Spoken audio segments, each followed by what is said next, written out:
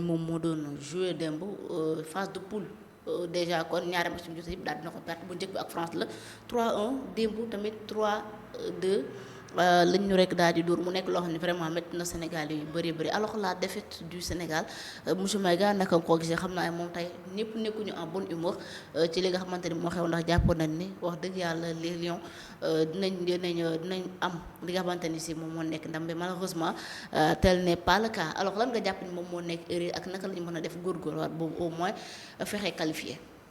Bon. Man, est-ce qu'il y a de l'espoir? C'est la question qu'il faut se poser. Ah bon, mais tant qu'il y a de vie, il y a de l'espoir.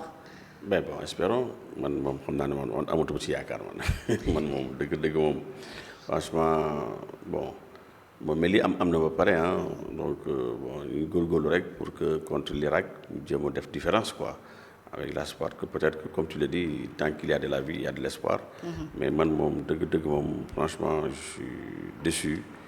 Parce que équipe bi elle était prenable vraiment te yàlla mënoon nañ leen gagner parce que on a de bons éléments parce que il faut le rappeler nous sommes sur le toit de l'Afrique c'est l'Afrique l'équipe championne d'Afrique. Vraiment ñu nar a terminer nii comme ça je pense que loolu waxuma la défaite du Sénégal mais défaite du Afrique ci boppam la c'est la défaite de l'Afrique. te dañu war a gëm suñu bopp essayer d'aller de l'avant. Et ces jeunes-là, c'est des gens, c'est des professionnels qui évoluent dans les plus hauts championnats du monde. Donc, amuñu benn complexe. Donc, voilà, xam nañ li ñuy def, c'est des professionnels. Yàgg nañu bégal suñu xol yi ñuy kontaan. Mais là, hier, bon, comme je l'ai dit, maa ngi doon seetaan match bi, j'étais avec ma fille. Mais depuis le début, voilà, suñu problème, dañ ko wax te dee mooy on a un problème au niveau de la défense. On a un problème au niveau de la défense, Kalidou assuré, on a un problème au niveau du coaching. Coach aussi il n'a pas assuré parce que aussi il faut savoir faire les remplacements quand il le faut. Voilà. Parce que je pense que am nañ ay jeunes qui sont très doués, qui sont là yoo xam ne mën nañ def différence. Mais toujours de persister dans l'erreur. Man loolu moo métti problème du défaite bi en tant que tel problème bi mooy dafa mel ni amuñu maanaam jëluñu ay jàngat. ci match bi ñu jëloon contre la France. Parce que contre la France on a fait des erreurs. te je pense que loolu waroon nañu servir pour que ñu mën a rek mu nekk loo xam ne day nekk benn genre boussole pour ñu mën a réorienter defaraat maanaam système de jeu bi donc voilà def les changements nécessaires. pour que ñu mën a aborder match bi avec toute la sérénité et ce qu'il faut mais je me suis rendu compte que bon voilà il a refait les mêmes erreurs il a reconduit les mêmes éléments. Kalidou aujourd'hui dañ ko wax te dee yàgg nañu assuré mais Kalidou il est en manque de compétition. koo xam ne il était blessé toog na pendant combien de mois footballul. pour manquer de compétition mais je pense que am na quand même sur le banc de tous am na d'autres Kalidou Koulibaly yu fa nekk. Coupe du monde c'est le haut niveau. c'est le haut niveau. c'est le haut niveau il faut que les joueurs soient interchangeables mais mënoo def focus ci benn jour rek mel ni comme si budul moom amul keneen surtout ak défense lu muy représenté suñu problème yëpp c'est la défense. Défense bi vraiment dafa lajj depuis contre la France d'hier c'était encore scandaleux et puis l'attaque aussi bon vraiment bon Sadio Mané c'est un excellent joueur kooku franchement dañ ko wax mais Sadio aussi fu nekk nii voilà il est à la limite quoi xam nga benn instant Sadio joué benn 30 minutes nga xam ne doxul mais tu le remplaces il y a des jeunes très frais qui sont là comme le jeune Mbaye là. C'est très rapide des jeunes frais parce que football aussi xale la mbirum xale la il faut être vraiment jeune et puis être vivace à la fleur de l'âge mais tu peux pas toujours di reconduire des gens yoo xam ne voilà tey jii dañ ko wax te dee mais voilà dañuy góorgóorlu nii rek mais voilà. mais est-ce que le coach aussi amul complexe ñi nga xam ne moom moo nekk les cadres yi ci équipe bi. Bon coach bi moom vraiment parce que si j'imagine xam nga on a réglé son problème de contrat ou pas mais moom si boobu wax na nee na réglé nañ ko parce que ku ñu nar a fay 50 millions je te dis de nos maigres francs 50 millions tu t'imagines Adji 50 millions par mois. Mais le président de la République sax il n'a pas ça. xanaa caisse noire bi peut-être yow on te donne 50 millions ngay non mais attends il doit rendre compte. il doit rendre compte ce coach là franchement parce que. Il a déçu quoi ba nit da ngay am jàngat c'est vrai c'est le coach mais aussi il faut apprendre de ses erreurs. pour am complexe des joueurs au nom de quoi si tu veux am complexe des joueurs mais il va faire autre chose quoi il faut quand même avoir ce sens du leadership. Voilà, prendre tes responsabilités, faire les changements qu'il faut, ramener que personne n'est indispensable. Mais voilà, là, il complexe. Un entraîneur qui a des complexes de ses joueurs. Mais attends, bon, je ne veux pas vraiment parler parce que là, je suis sous le coup du choc. Bon, je suis naturel, quoi. Voilà, je ne peux pas faire semblant. Donc, mais en tout état de cause, Django Bentiam, moi, gars, ils ont échoué. Et ils doivent rendre compte. Ils doivent rendre des comptes. Il faut qu'ils rendent des comptes. Bon, mais est-ce que d'abord 11 bi départ en France moo waroon na départ tey vu que parce que c'est le même casting il y a pas beaucoup de changements yoo xamante ni comment naka lañu mën a amee am des jeunes yoo xamante ni sont talentueux war nañu mën a def le changement parce que gis nga deuxième mi-temps bi ñu dugalee les ñeneen ñi mujjee ñëw am na beneen xar kanam bu match bi am mais lan moo tax lecture boobu je sais pas xaw ma dara ci football mais le coach waroon a mën a am lecture boobu noonu erreur bi mu defoon France bañ ko def avec la Norvège. Oui, mais c'est la question. Il faut là, c'est pas la défaite en tant que telle, mais coaching, d'avoir répété les mêmes erreurs. C'est-à-dire que nous avons un système, une stratégie de jeu, vraiment d'autres joueurs qui sont, voilà, qui pouvaient faire la différence. On a comprendre. Il a fait vraiment ce qu'il fallait. Peut-être défaite mais une défaite, mais c'est impardonnable. Oui, parce que, comme l'erreur est humaine, mais tu ne peux pas persister dans l'erreur. Persister dans l'erreur, mais là, ça devient autre chose. Mais le monde faut persister. C'est ça le problème. Moi, c'est ce qui me fait mal. Moi, il a persisté dans son erreur. L'erreur contre la France, madame, j'ai eu une leçon. Il réitère les mêmes erreurs. Moi, France, gars, comment s'appelle sous nos vis-à-vis, le deuxième bibi, je suis allé me coucher. Je me suis dit que l'Idjaroko, c'est pas la peine, quoi, parce que tu perds ton temps. Minuit, le matin, voilà. Non, tout ça pour ça. Tout ça pour ça. Ah ouais. Non, le coach, il doit rendre des comptes. Rendre des comptes. Il doit rendre des comptes. Mais bien sûr, la fédération nous démettre quoi. Il n'est pas indispensable. 50 millions de fait, c'est un khalis là. Il doit nous rendre des comptes. Ça khalis là, c'est l'argent du contribuable sénégalais, du Kofay. Il a été intransigeant parce que l'État a déjà sur négociation, il a été intransigeant. Il a dit que 30 millions de fait. 30 millions, mais imagine-toi, tu as la salle, 20 millions de fait. 20 millions. 20 millions. Et c'était un ministre de la République. Nous avons fait directeur ARTP, directeur ARTP, mais c'est des sociétés qui ont brassé à des milliards. Et c'est à comprendre. Nous faisons un salaire de 20 millions, avec tous les avantages, mais non. En tant que patriote, je suis dafa bari. Mo dem gisi président ne ko wagnil ma sama salaire. Ñu jëlé ko de 20 millions indi ko ba 5 millions. Mais il faut aimer son pays pour le faire. Am na ben moment bo xamné man tay ji Sénégal jaral na ma ñëw ma xamné tu es en mission pour le Sénégal, mais du ma ci laaj dara. Lolu moy le don de soi. OK.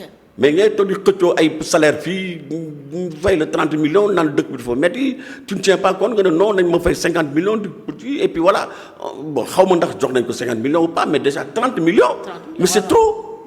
C'est trop. Et tout ça pour ça, et puis de persister, il y a mon Sénégal. Mais l'équipe nationale, nous sommes comme c'est l'équipe de tous les Sénégalais. Donc on a notre mot à dire, mais dans les déglou d'Indy, quoi, déglou d'Indy, tu as fait une erreur. Mais on a quand même, voilà, des gens qui savent le football. Je suis un juriste, voilà. Mais voilà, quand même, quoi qu'on dise. Mais il faut écouter, quoi, avoir le sens de l'écoute. C'est la force. Moi, ko xamné da ngay déglu am une capacité d'écoute nga xamné da nga mëna jël li nit ñi di wax bolé ko ak li nga xam nga def symbiose bi su boba di nga mëna aller de l'avant mais bo jappé né yow rek ya mën yow rek ya xam man ma fi nek man lima wax moy am quelle personne n'a droit au chapitre mais ça va so la djé mais tu vas rendre compte hein tu vas rendre compte tout à fait. Cet entraîneur là il nous a sacrifié lolu moy wax bi il doit rendre des comptes sinon on a qu'à le démettre lolu moy wax bi voilà. C'est pas trop tard de le démettre de ses fonctions parce que amna ci équipe yu bari yu démettre yag nañu gis ay équipe en cours d'une compétition ñu démettre seen entraîneur bien sûr. Et sur ce aussi match Irak Sénégal actuellement ñi jàpp ni kut ñu war a dóor Irak te il va falloir que justement ñu am li nga xamante ni moom moo nekk au moins 3 buts pour mën a dóor Irak alors en 2 matchs le Sénégal en tant que champion d'Afrique mu encaissé fi 6 buts. Vraiment. ci ñaari matchs là aussi c'est inadmissible. Non, c'est dafa ñaaw quoi, c'est 6 buts à 2 matchs, mais c'est grave. Moi, défense, ça ne va pas. Mais chapeau au gardien, vraiment, machallah, il nous a sauvé la vie, quoi. Bon, et puis l'autre là aussi, qui a marqué les 2 buts là, comment il s'appelle Ismaël Sarr. Donc, bon, contre la France, il a été vraiment décevant, mais il s'est racheté, voilà. Mais voilà. Moi, comme nous l'avons dit, le problème, c'est le coach. Déjà, mais il faut changer de méthode avec l'Irak, sinon. Mais bien sûr, mais il faut changer de méthode. Mais il ne va pas persister encore. Vous devez. Déjà, la Coupe d'Afrique, mais on n'allait même pas avoir la Coupe d'Afrique. On allait être sanctionné. Heureusement qu'il y a eu de bonnes volontés, comme El Hadj Diouf et autres. Nous avons Sénégal sur la pelouse. Voilà. Mais il prend des décisions catastrophiques. Il est dans l'amateurisme. Moi, demandé aux gars de gagner. Mais heureusement qu'il y a eu des gens quand même réfléchis qui ont demandé à ce que nous revenions sur le terrain, Sadio Mané et autres. Mais déjà, il a fait une grosse bévue. Donc, moi, je partageais parce qu'on a été injustement sanctionné. Mais il ne faut pas être dans le radicalisme, quoi. Avec les conséquences que cela aurait pu nous coûter. Mais heureusement, bon, ce problème-là, on l'a échappé. Parce que il y a un recours qui est pendant devant le tribunal arbitral sportif, TAS. TAS, nous savons ce que cela va donner. Donc, l'ONU, pareil, Coupe du Monde. Tu viens contre la France. Bon, ok, il n'y a pas de problème. Erreur. Voilà, tout le monde est. Personne n'est infaillible, l'erreur est humaine. Mais persister dans l'erreur, c'est pas la défaite en tant que. Mais le fait que vous persistez, ça veut dire qu'on a un entraîneur têtu. Un entraîneur on n'a pas besoin d'un tel entraîneur, un tel sélectionneur. C'est ce que je veux dire.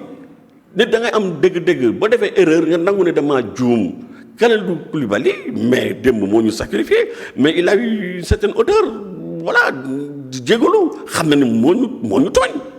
il a fait son mea culpa, faute avouée est à moitié pardonnée, il a une grandeur, quoi. Ah ouais. Mais ce coach-là, franchement, ni le connaît Diapé, mais on n'a pas besoin de lui. Solo 50 millions de fait. 50 millions, c'est pas 50 000 francs. C'est pas 500 000 francs, c'est pas 5 millions. 50 millions pour qu'il n'en fasse qu'à sa tête. Mais où il y a d'autres compétitions et d'autres qui vont venir. Alors donc, qu'il sache raison garder, quoi. Voilà, parce qu'on ne manque pas de joueurs. Ce n'est pas les joueurs qui manquent. On a des individualités, marche d'Italie. Ces jeunes-là, ils jouent dans les plus grands championnats du monde. Les plus grands championnats du monde, dans les plus grands clubs. Individuellement, mais Marétali. Mais alors, donc, vous faites que jeu de système là, il y a un problème de façon de faire. Mais c'est le coach. Mon le potentiel bien, mettre en valeur. Voilà, donc c'est ça. Donc, vous connaissez cette partition, il connaît très bien cette équipe. On a gagné la Coupe d'Afrique, on a une expérience, ces jeunes-là, ils ont joué, on a un automatisme, ils ont mais donc, ce fait que avec tout ça, il persiste. Problème de système. Là. Okay. On a un problème de système. Système de Mobarul. Soit il est Barul. D'avoir choisi des gens qui sont. Ils ont une compétition. Ils diaral. Kalidou il était fatigué. Mais tu t'imagines, mais gars, mais comme Robinet Bouissène. De donner scène comme c'est pas possible. Une véritable passoire. Mais il y a des gens qui doivent remplacer. Mais il doit maintenir. Même en première mi-temps, contre la France, c'était le même scénario. Tu le reconduis. Mais c'est pas possible. Un jour comme elle a, je n'ai rien contre lui. Mais tout le monde est Sadio Mané, équipe. Tout le monde est Sadio Mané. Mais ça, vous tournez où? Mais tu le changes. Exactement. Là, tu le changes. Mais il ne faut pas. Pourquoi il persister de maintenir? Il y a d'autres joueurs qui sont là, qui sont beaucoup plus... Voilà. Hein, mais de féliciter, comment ça s'appelle, au passage, le gardien, parce que... Mais nous, nous sommes graves, hein. Il y a aussi l'autre là aussi, qu'on s'appelle Fatou Touram, qui a très bien joué, moi, au milieu de terrain, il a fait un excellent match, qui est de la Casamance là, comment il s'appelle encore Crépin Diatta, oh non, Crépin, non, j'étais fier de lui, quoi. Non, mais je te dis, mais il a joué son rôle, il faut assumer. Hein? Mais sinon, à part ça, peut-être l'autre là aussi qui s'est racheté, qui a marqué les 2 buts. Hein? Donc Ismaël Fall, n'est-ce pas? Ismaël Sarr, je veux dire, Ismaël Sarr, voilà. Donc, voilà, il faut les féliciter. Moi, je suis comme ça. Tout à fait. Voilà, ils ont assuré, mais à part ça, bon, c'est des mondialistes. Comment c'est le premier des responsables, c'est le coach. Coach, franchement, hein, il a intérêt, en tout cas, à faire différence sur le match Irak. Sinon, bon, il va rendre compte. Non, Irak, Sénégal, États-Unis, alors, merci beaucoup, en tout cas. C'était important pour nous. Alors, autre point, monsieur